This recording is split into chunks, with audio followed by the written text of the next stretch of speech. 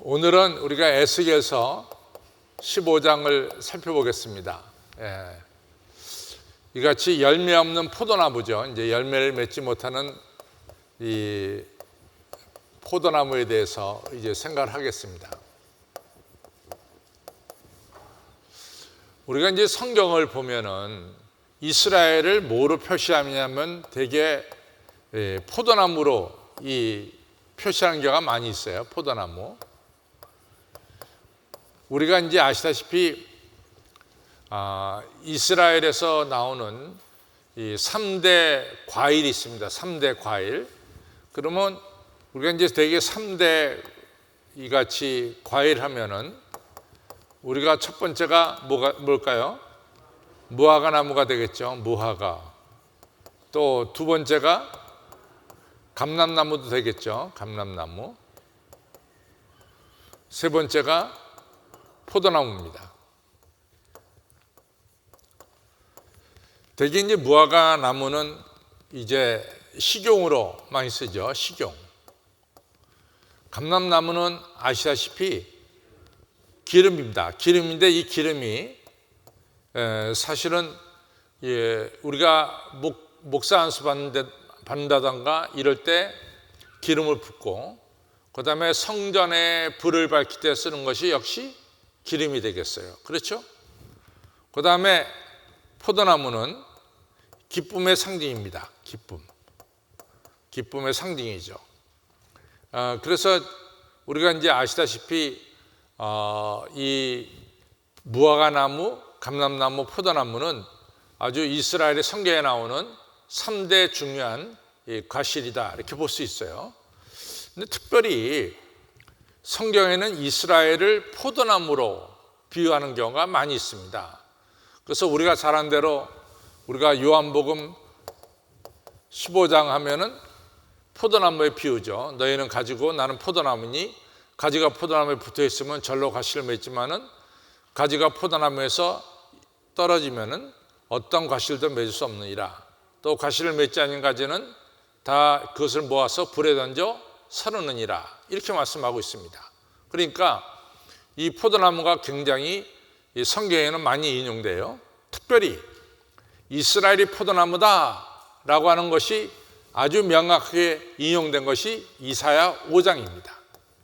이사야 5장에 보면은 하나님께서 이스라엘을 포도나무로 비유하고 있어요. 그래서 이사야 5장의 포도나무 보면 하나님께서 이제 포도나무 울타리를 이렇게 치십니다. 울타리 친다는 것은 이 악한 자들이 포도나무 밭에 들어오지 못하도록 하나님께서 방패되어 지켜주신다는 거죠.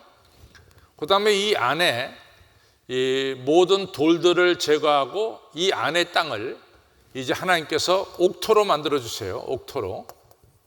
그 다음에 첫째는 울타리고 두 번째는 돌을 제거하고 옥토로 만들어 주시고 세 번째는 최상급 포도나무를 심습니다. 그 다음에 농사 짓는 사람들이 편안하게 쉴 수 있도록 이같이 망대를 만들어 주세요. 망대를 만드시죠. 그 다음에 다섯 번째로 이 포도즙 열매를 갖다가 이같이 즙으로 만들어서 하나님께 이 전제를 바칠 수 있도록 포도즙 틀을 이같이 만들어 주십니다. 이처럼 하나님께서 철저하게 최상급 포도나무를 심어주면서 이 포도나무 열매가 맺힐 수 있도록 이렇게 해주셨어요. 그런데 결론은 뭐냐? 기대했던 이같이 상급 포도 열매가 맺힌 게 아니라 들포도가 열렸습니다. 들포도가 열렸죠. 그래서 이제 하나님께서 그러세요. 야, 내가 너희들에게 못 해준 게 뭐 있냐? 내가 너희들이 필요한 거 다 해줬는데 어떻게 이 들포도가 나오냐 말이지. 이러면서 이제 말씀하고 계시죠. 내가 최선을 다해서 너희들이 해줬는데 들포도가 맺히는 게 뭐냐? 이러시면서 그 다음에 이제 하나님의 심판이 나옵니다.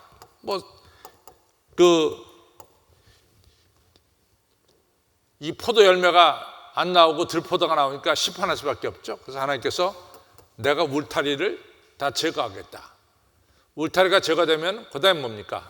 적들이 와서 이것을 갖다가 침범해서 전부 다 황폐하게 하겠다. 이런 말씀이 바로 이사야서 5장에 나오는 말씀입니다. 오늘 에스겔서 15장도 똑같은 얘기예요. 하나님께서 이 이스라엘이라고 하는 이같이 참 포도나무를 심어줬는데 포도나무가 전혀 열매를 맺지 못하는 거예요. 그래서 우리가 알다시피 도대체 포도나무의 목적이 어딨냐? 포도나무의 목적은 열매를 맺는 데 있습니다.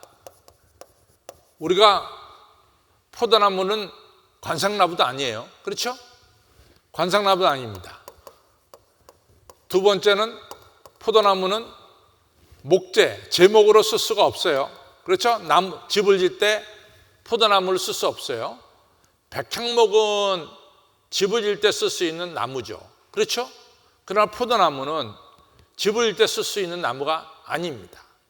그렇다고 포도나무가 무슨 이 잎사귀가 많아가지고 포도나무 아래서 씹을 얻는다? 그런 것도 아니에요. 그래도 우리나라 포도나무는 조금 큽니다.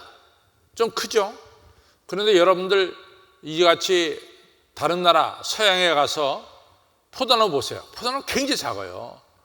그래서 포도나무는 거기서 무슨 이 쉼을 얻고 그런 거 하나 없어요.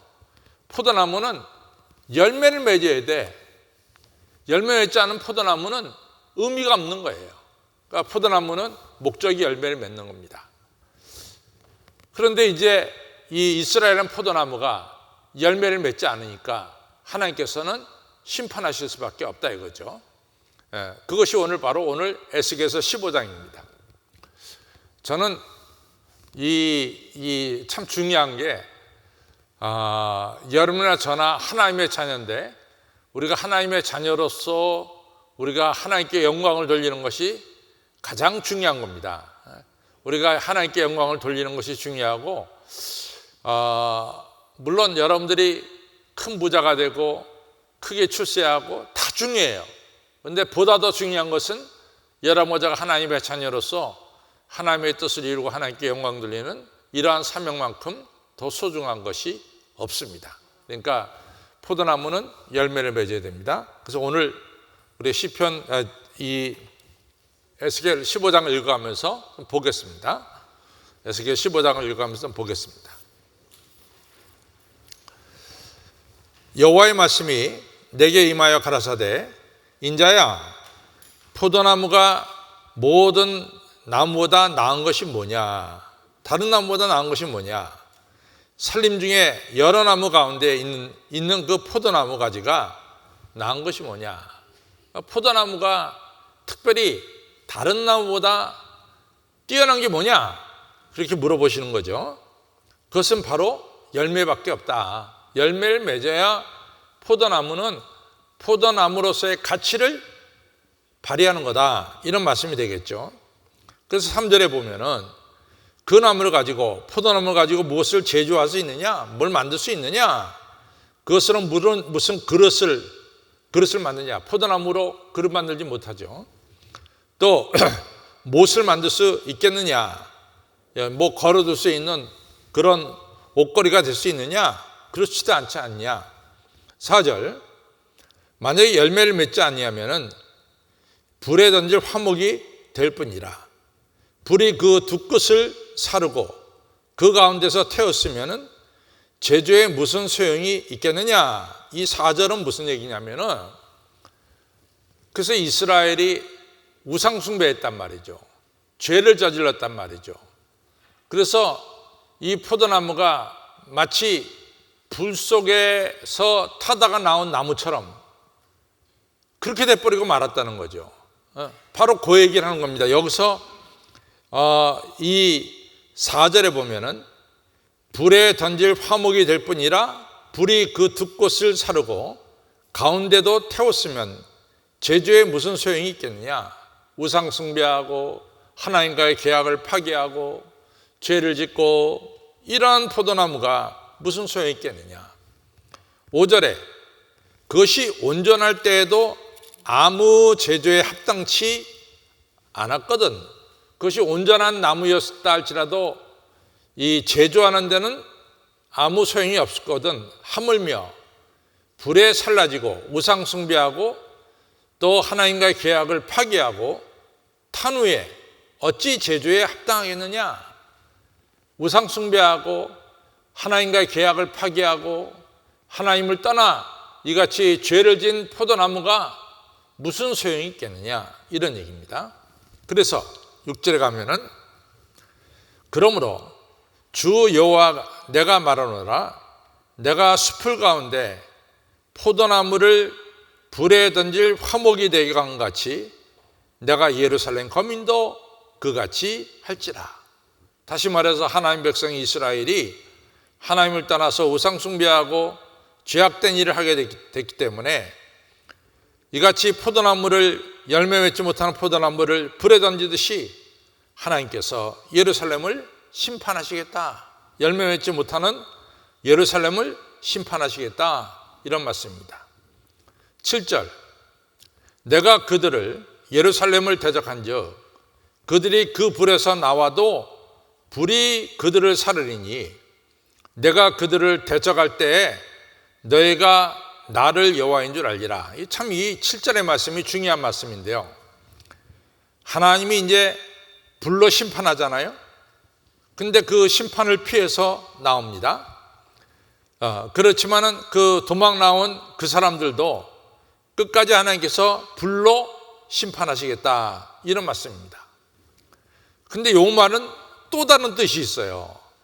그것은 뭐냐면은 이스라엘 백성들이 하나님의 심판을 받아서 정신을 차려가지고 이제는 우상 숭배 버리고 하나님을 제대로 섬겼으면 좋겠지만도 하나님의 심판을 받을 때 심판에서 피하고 나와서도 죄를 깨닫지 못하고 계속해서 우상 숭배한다, 그 말이에요. 이 말씀의 뜻은 두 가지의 뜻이 있습니다. 그래서 7절에 보면 내가 그들을 대적한즉 그들이 그 불에서 나와도 하나님의 심판 속에서 용케 피한다 할지라도 하나님이 또다시 그들을 불로 사르리라, 이런 말씀이고, 끝까지 하나님께서 심판하시겠다, 이런 말씀이고, 또 하나는 저들이 심판을 받아도 죄를 뉘우치지 않고 끝까지 우상 숭배한다 이거죠. 그래서 하나님이 심판을 내리신다, 이런 말씀이죠. 그래서 이같이 심판이 내려질 때야 그들이 나를 여호와인 줄 알리라. 사실은 우리의 신앙의 가장 중요한 목적은 하나님을 아는 것이에요. 하나님을 아는 것이 지식의 근본입니다. 여러분과 저가 하나님을 잘 알고 그 다음에 섬기는 것이 지식의 근본이에요. 그런데 우리가 이같이 성경을 보면은 순수하게 아주 쉽게 하나님을 알아가는 사람들은 별로 없고, 여러 가지 환난과 핍박 속에서 하나님을 알아가는 경우가 많이 있어요. 예를 들자면은 우리가 출애굽기 5장에 보면은 모세 아론이 바로에게 찾아가잖아요. 그래가지고 야훼 하나님이 이 백성으로 하여금 광야에 나가서 하나님께 예배하라 이렇게 명하셨다, 이런 말 하니까 바로가 첫 마디가 뭐냐면, 그 첫 마디가 도대체 야훼 하나님이 누구냐? 나는 야훼 하나님을 알지 못한다, 이렇게 얘기하잖아요. 이제 그 다음부터 바로가 야훼 하나님을 알게 되는 것은 무슨 공부라고 그래가지고 쉽게 하나님을 아는 것이 아니라, 바로가 야훼 하나님을 알게 되는 것은 10가지 재앙을 통해서, 이 어려움을 통해서 바로가 야훼 하나님을 알아가는 것을 알 수 있어요. 그런데 여러분과 저도 마찬가지입니다. 여러분과 저도 편안할 때 하나님을 잘 안다? 그렇지는 않은 것 같아요. 우리의 삶 속에서 여러 가지 환난과 시험 속에서 그 환난을 겪으면서 우리가 하나님을 좀 더 알아가는 것이 아닐까, 이렇게 생각합니다.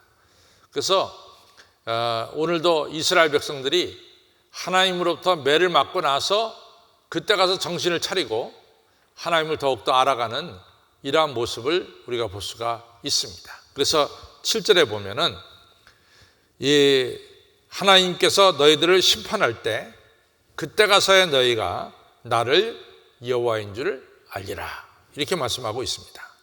8절 같이 있습니다. 시작. 내가 그 땅을 황무하게 하리니 이는 그들이 범법함이라. 나 주 여호와의 말이니라 하시니라. 하나님께서 예루살렘이 우상 숭배하고 하나님과의 언약을 깨트리고 끝까지 죄 가운데 있으니까 하나님께서 결국에는 예루살렘을 심판하신다고 하는 말씀을 우리가 알 수 있습니다. 우리가 이제 다음 주 수요일에는 예루살렘이 저지른 죄가 상당히 길게 잘 나옵니다. 근데 오늘 에스겔서 15장 이거는 사실은 오늘 우리가 신학 심포지엄 헌신 예배를 드릴 것이라고 생각을 안 했어요. 그런데 딱 오늘 신학 심포지엄 헌신 예배를 드리게끔 이 에스겔서 15장이 이 8절로 끝나고 말았어. 참 신기하게 맞아들어가. 다음 주에 공부하는 에스겔서 16장은 몇 절까지 나가냐? 60 몇 절까지 나가요. 60절하고 이게 몇 절이냐? 63절까지 나간다고. 이게 만약에 오늘 걸렸다면 여러분들 10시에 가는 거야, 집에. 그래서 하나님이 참 이상하게 섭리하시는 것을 알 수 있어요. 자, 결론을 가겠습니다.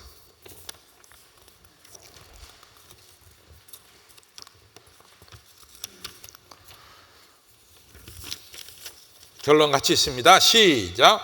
포도나무는 하나님의 택한 백성을 가리킵니다. 포도나무의 목적이 풍성한 열매를 맺는 것에 있습니다. 그러나 열매를 맺지 못하면 불에 던져 살라질 수밖에 없습니다. 포도나무 된 우리는 늘 예수님 안에 거해야 합니다. 그때 절로 가시를 맺습니다.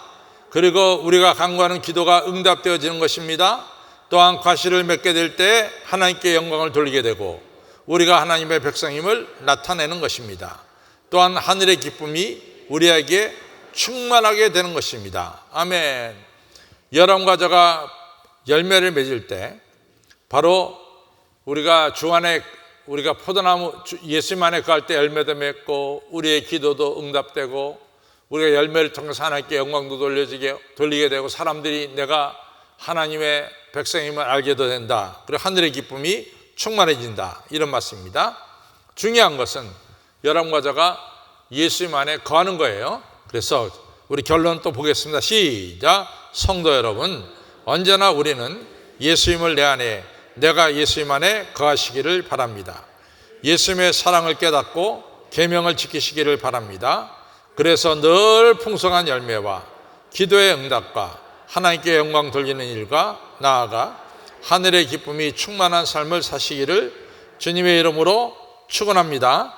네.